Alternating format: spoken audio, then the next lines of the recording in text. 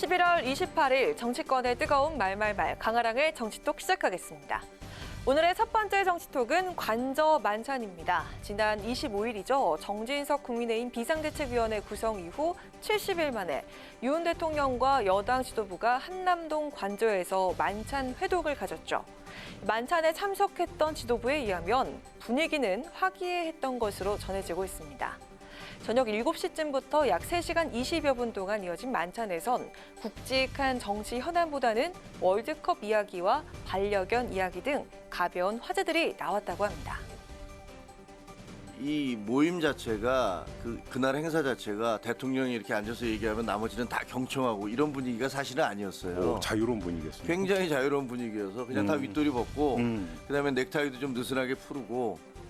후보와의 첫 상견례이지만 다 대선 때 고생한 동지들이거든요. 정치적 발언을 하고 이럴 자리는 좀 아니었었던 것 같아요. 또한 한남동 대통령 관저를 둘러본 소감에 대해선 청와대에서 쓰던 가구들을 그대로 갖고 와서 새로 산 것이 없었다고 합니다. 한지로 도배해서 한국의 미를 표현한 것을 두고 인상 깊었다고 밝혔습니다. 하지만 정치 현안이나 예산 정국에 대한 조율이 있을 것이라는 예상과는 달리 만찬 테이블에선 현안에 대한 직접적인 언급이 없었다고 하죠.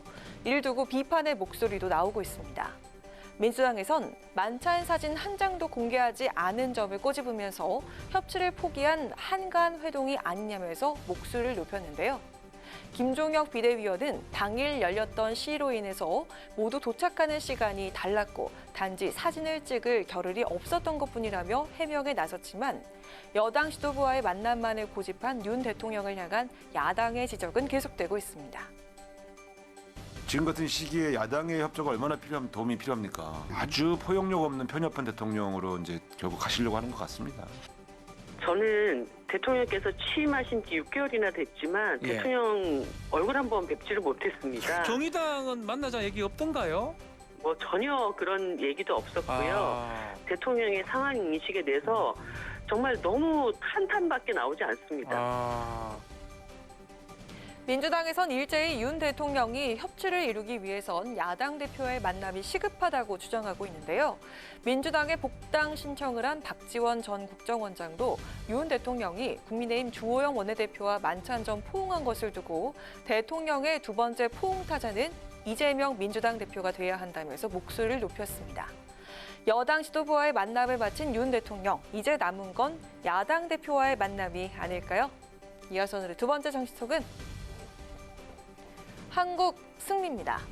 카타르 월드컵 응원 열기가 뜨거운 가운데 축구 열기가 정치권에도 불었습니다.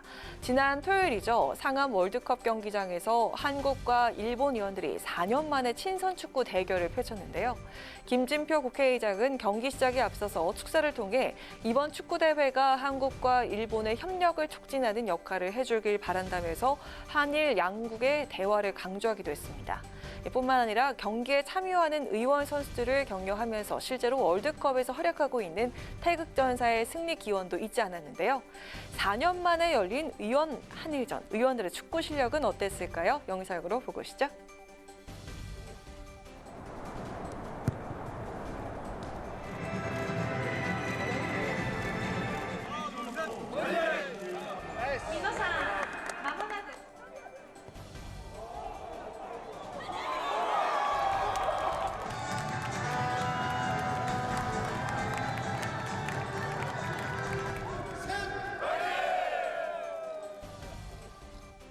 월드컵 축구 열기가 뜨거운 이때 한일 양국 의원들이 뜻깊은 친선 경기를 가짐으로써 양국 국민에게도 흐뭇한 위로가 될 것이라고 생각합니다. また本日の大会が日韓両国の新しい時代の幕開けキックオフになると確信しています。 홈 경기라는 이점이 작용했던 걸까요? 우리나라 의원들의 축구 실력이 뛰어났던 걸까요? 결과는 5대3으로 대한민국의 승리였습니다.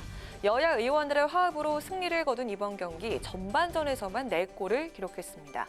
특히 4번째 골은 허은하 의원이 넣으면서 한일 의원 축구 사상 처음으로 여성 의원골로 기록이 되기도 했습니다. 뿐만 아니라 일본 의원들을 향한 우리나라 의원들의 배려도 곳곳에서 보였는데요.